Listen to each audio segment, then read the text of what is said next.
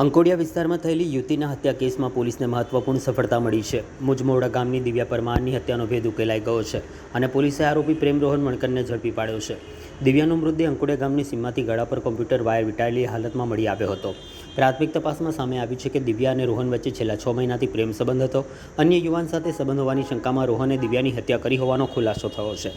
તારીખ 3 મેના રોજ રોહને દિવ્યાને અંકોડિયા વિસ્તારમાં આવેલા વોટર પાર્ક પાસે મળવા બોલાવી હતી. ત્યાં બંને વચ્ચે ઝઘડો થતાં રોહને ગળા પર વાયર વીંટાળી દિવ્યાની હત્યા કરી નાખી હતી અને બાદમાં મૃતદેહને ઝાડીઓમાં ફેંકી ફરાર થઈ ગયો હતો.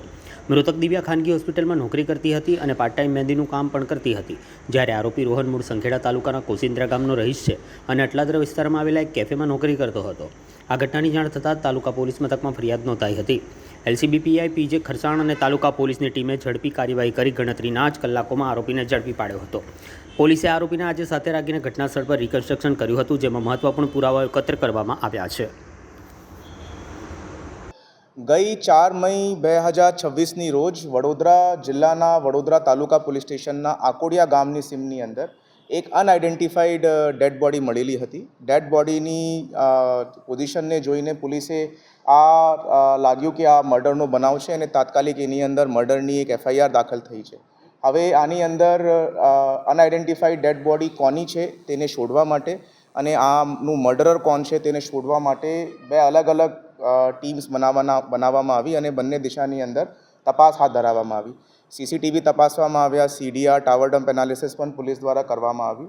આ વખતે આ ક્રાઇમની અંદર સીન ઓફ ક્રાઇમ તરફથી એક પોલીસે ચાદર મળી હતી. તે ચાદરની અંદર એક ડીમાર્ટનું બારકોડ લાગેલો હતો, જો કે એકદમ જ નવો લાગતો હતો, જેનાથી એ પોલીસનો અંદાજો આવ્યો કે ભાઈ કદાચ આ ચાદર જો છે તે મર્ડરના 1 કે 2 દિવસ અગાઉ જ ખરીદવામાં આવી હશે.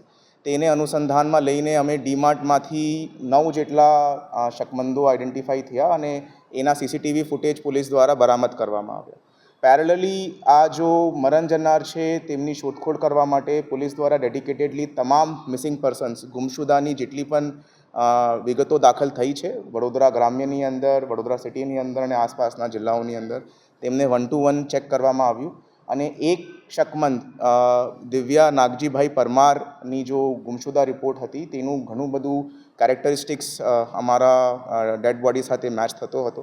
તેમના પરિવારને સંપર્ક કરાવીને આ ડેડ બોડીની ઓળખાણ થઈ અને એમની ઓળખાણ 25 વર્ષીય દિવ્યા નાગજીભાઈ પરમાર તરીકે થઈ હતી. આ જો વિક્ટિમ છે તે ટેન્ડર કિડની કેર હોસ્પિટલની અંદર રિસેપ્શનિસ્ટ તરીકે કામ કરતી હતી અને એ હોસ્પિટલની સામે જ ટી પોસ્ટની અંદર મેનેજર તરીકે અક્યુઝડ જો કે રોહન નારણભાઈ વણકર છે તે ટી પોસ્ટની અંદર કામ કરતો હતો અને એ બંનેનું ત્યાં એકબીજા સાથે તકરીબન 5-1 મહિના પહેલાં સંપર્ક થયો હતો. તે બંને એકબીજાના ટચમાં હતા અને આ જો અક્યુઝ છે એમને ગયા 15 દિવસથી સતત આ છોકરી સાથે ઝઘડો ચાલતો હતો. અક્યુઝના કહેવા પ્રમાણે એમને આ બીક હતી કે આ છોકરી એમને છોડીને કોઈ બીજા ઇસ્મ સાથે જતી રહેશે. તે બાબતે એમના દ્વારા જો છે આ વિક્ટિમને આકોડિયા ગામની સીમની અંદર આડાઅવરું જગ્યા પર બોલાવવામાં આવે છે અને લેપટોપના ચાર્જરના વાયર જો છે એના લઈને એનો ગળો ઘોંટવામાં આવે છે અને તાત્કાલિક એમની સ્થળ ઉપર જ મોત નિપજાવવામાં આવે છે. અક્યુઝ જો છે તે પોલીસ દ્વારા નેત્રંગ ભરૂચથી પિકઅપ કરવામાં આવે છે. એમની હાલ અટક થઈ ગઈ છે અને રિમાન્ડની પ્રોસેસ કોર્ટની અંદર ચાલુ છે.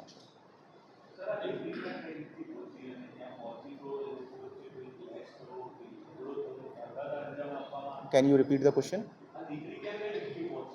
નહીં, એ પોતાના મિત્રને બોલાવવાના કારણે એના સાથે જ જો છે એક જ જુપિટર વ્હીકલ ઉપર બંને ગયા હતા. તે બધાના સીસીટીવી ફૂટેજ પણ પોલીસ દ્વારા બરામદ કરવામાં આવ્યો છે અને એ જુપિટર વ્હીકલ ઉપર જ ત્યાં મર્ડર પછી જો છે આ અક્યુઝ જો છે તે છોકરીનો વ્હીકલ લઈને ત્યાંથી જતો રહે છે.